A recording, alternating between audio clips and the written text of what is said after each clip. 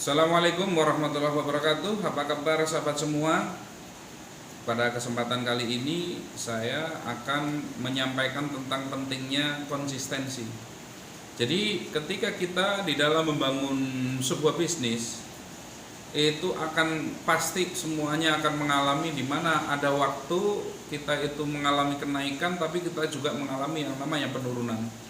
Lah disinilah perlunya namanya konsistensi. Karena seringkali ketika apalagi buat teman-teman yang baru mengawali bisnis ya, baru mengawali usaha, baik itu usaha online ataupun yang offline, itu ketika pertama kali kita itu membangun bisnis, seringkali kita itu eh, tidak langsung mendapatkan hasil, sehingga ketika baru berjalan seminggu, 2 minggu, sebulan, 2 bulan, 3 bulan, nah, disinilah kemudian biasanya goncang ini. Buat teman-teman yang pemula biasanya merasa ada kegoncangan di dalam hatinya.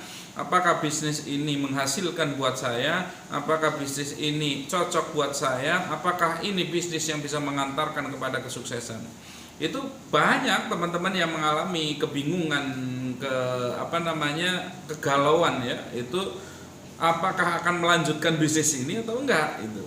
Lah padahal yang namanya kunci dari kesuksesan itu adalah salah satunya adalah konsistensi. Lah ketika teman-teman itu membangun sebuah bisnis baru, di sini diperlukan yang namanya konsistensi.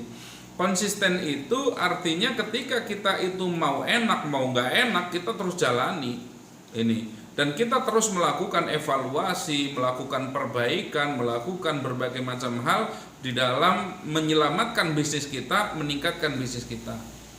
Ini adalah sebuah tantangan tersendiri, khususnya adalah buat pengusaha-pengusaha pemula. Jangankan yang pemula, pengusaha-pengusaha lama saja itu mengalami kok, di mana mereka terkadang inkonsisten gitu ya. Sehingga mereka kadang merasa sudah capek, merasa sudah melakukan semuanya, tetapi hasil belum sesuai dengan yang diharapkan. Nah, teman-teman, ini adalah hal yang wajar yang terjadi kepada teman-teman semua, hal yang sangat wajar. Nah, tetapi bagaimana kita itu mengembalikan lagi agar kita itu kepada track yang benar ini. Nah, ini agar kita itu bisa fokus, bisa memiliki motivasi diri yang kuat, maka kita butuh yang namanya trigger. Nah, trigger ini apa sih trigger?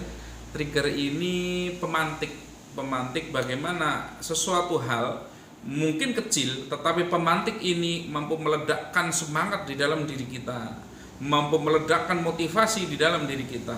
Maka setiap orang kalau ingin terjaga motivasinya, siapkan selalu adalah pemantik di dalam dirinya. Nah, pemantik ini apa contohnya? Saya kasih contoh teman-teman. Sebelum saya bahas tentang pemantik ini ya, saya mau kasih sederhana mungkin yang sering dilakukan oleh teman-teman. Seringkali orang itu ketika turun semangat ketika turun semangat mereka mencari motivasi keluar sana. Mereka pergi ke seminar-seminar motivasi, mereka datang ke motivator-motivator dan lain sebagainya, berusaha untuk diberikan semangat. Wah, di ruangan mereka semangat, yes gitu ya, mantap pokoknya ketika di ruangan. Tetapi begitu keluar ruangan mereka lemes lagi. Nah, kenapa? Karena faktornya yang memotivasi mereka itu adalah faktor eksternal, bukan yang dari dirinya sendiri. Ini maka buat teman-teman yang memang ingin memiliki motivasi yang kuat, gitu ya, ingin memiliki motivasi yang kuat, maka harus memiliki pemantik atau memiliki tadi trigger itu tadi. Nah, triggernya apa? Saya ingin sedikit menceritakan ya tentang trigger saya ya. Trigger ini penting karena ketika kita memiliki trigger ini, ketika jatuh semangat kita hilang, semangat kita itu hancur, motivasi kita itu rendah, maka ketika kita ingat trigger ini, maka langsung seketika kita itu yang tadinya malas langsung jadi semangat, yang tadinya mau menyerah nggak jadi langsung berjuang lagi. Nah, ini pentingnya trigger. Saya kasih contoh trigger saya. Maka saya pun wajar, saya mengalami bagaimana ketika saya itu merasa malas, merasa capek, merasa putus asa. Saya mengalami semuanya sama seperti teman-teman semua. Cuman adalah bagaimana kita memanajemen diri kita. Saya mempunyai trigger saya itu sederhana. Jadi dulu itu ayah saya itu sakit-sakitan. Bahkan seringkali beliau itu kalau sedang sakit itu luar biasa sakit, tetapi cukup ditahan saja. Jadi cukup ditahan. Kadang saya disuruh mijiti, kadang saya disuruh menekan bagian yang sakit dan lain sebagainya. Itu terjadi bukan sehari, 2 hari, seminggu, 2 minggu, tetapi bertahun-tahun. Bahkan kadang-kadang banyak orang menyarankan, ayo dibawa ke rumah sakit. Itu namanya orang sakit ya bawalah ke rumah sakit. Tetapi ayah saya itu lebih banyak diam dan memilih enggak di rumah saja. Enggak di rumah saja. Banyak orang yang marah dengan ayah saya itu, saudara-saudara marah, itu bahkan banyak yang jengkel, orang sakit kok ngeyelan, suruh dibawa ke rumah sakit kok susah. Bahkan saya waktu itu juga ikut merasa jengkel juga, kenapa ayah saya itu disuruh ke rumah sakit susahnya kayak gini gitu. Waktu itu saya masih remaja juga. Nah, ketika beliau sakit seperti itu, semua orang menyalahkan, ini orang sudah sakit suruh ke rumah sakit susah. Nah, saya juga berpikir seperti itu.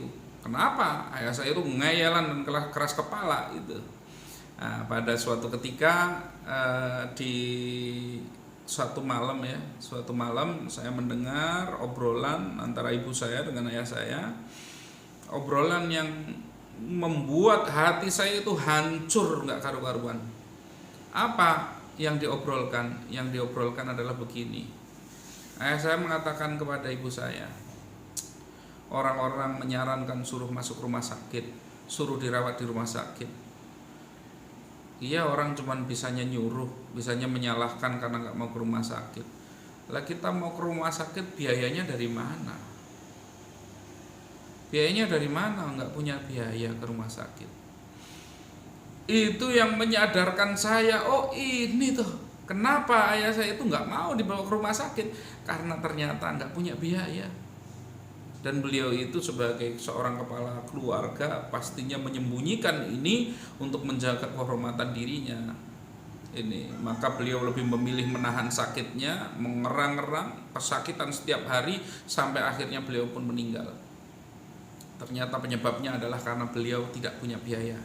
Dan ini adalah sebuah pukulan luar biasa buat diri saya sendiri. Maka ketika pada waktu itu saya berjanji kepada diri saya sendiri, saya tidak akan pernah biarkan lagi keluarga saya ketika ada yang sakit tidak mendapatkan perawatan yang terbaik. Maka saya pada waktu itu saya kuliah bayar sendiri, saya bekerja siang malam dan lain sebagainya, berjuang terus saya untuk setiap kali dalam perjuangan itu merasa capek. Saya ingat, saya tidak mau kejadian seperti itu terulang kembali. Selalu itu yang saya ingat, itu adalah trigger saya. Ketika saya berbisnis, saya merasa capek, saya merasa malas, saya merasa putus asa. Saya ingat itu. Saya ingat apa yang dikatakan ayah saya. Dikatakan ayah saya kepada ibu saya, di mana beliau tidak mau dirawat bukan karena keras kepala, tapi beliau karena tidak ada biaya. Ini teman-teman, ini adalah trigger buat saya. Buat teman-teman semua, cari trigger ke sesuatu yang paling memukul di dalam diri teman-teman semua. Hal apa? Mungkin direndahkan oleh orang lain, mungkin dianggap orang paling gagal, orang paling mengecewakan dan lain sebagainya, omongan-omongan yang negatif, yang jelek dan lain sebagainya. Jadikan itu bukan sebagai sebuah alasan untuk kita itu menyerah, tetapi jadikan itu trigger untuk kita segera membuktikan kepada semua orang bahwa saya tidak akan seperti yang mereka omongkan. Ini teman-teman, kalau berhasil menciptakan trigger di dalam hati kita, di dalam diri kita, motivasi muncul dari dalam bukan dari luar, nggak butuh lagi kita seminar motivasi, nggak butuh lagi kita itu motivasi dari luar yang sifatnya temporer saja, sementara saja. Tetapi setiap kali muncul kelemahan di dalam diri kita, kita ingat itu yang namanya trigger itu, langsung muncul semangat luar biasa. Ini teman-teman, ini tips pada pagi hari ini untuk teman-teman semua, semoga bermanfaat. Silahkan Anda cari trigger apa, kejadian apa di dalam kehidupan ini yang sangat menyakitkan untuk Anda dan Anda tidak ingin terulangi kembali, maka jadikan itu sebagai sebuah trigger. Ingat, setiap persoalan di dalam hidup, setiap kita menghadapi suatu persoalan di dalam hidup, pilihan kita hanya dua. Pilihan kita itu cuma dua. Yang pertama, pilihan kita itu yang pertama adalah apakah kita akan merasa tertekan. Kalau teman-teman memutuskan untuk merasa tertekan ketika menghadapi suatu masalah, merasa tertekan, saya pastikan kehidupan berikutnya akan semakin menekan Anda dan membuat Anda hancur. Atau pilihan yang kedua, Anda akan merasa tertantang terhadap segala hal negatif, persoalan-persoalan yang terjadi di dalam hidup, kemudian teman-teman memutuskan untuk merasa tertantang. Saya yakin Anda akan segera menemukan solusi dari persoalan tersebut dan kehidupan Anda akan lebih baik lagi. Oke, semoga bermanfaat. Assalamualaikum warahmatullahi wabarakatuh.